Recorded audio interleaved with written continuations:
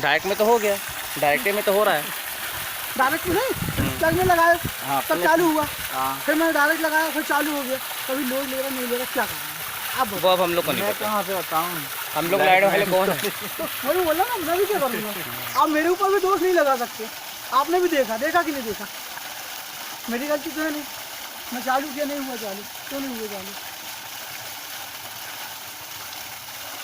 क्या है उसमें जो पार्किंग मेरे को लग रहा कार्बन आर्बन आ जाता होगा और कुछ नहीं।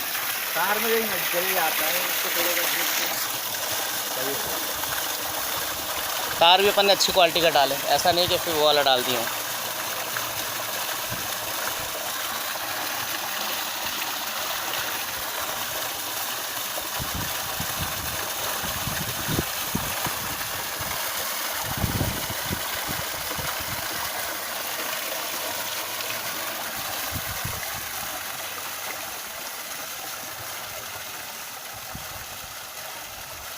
रमेन जाओ, एक बार और बंद करो फिर चालू करो।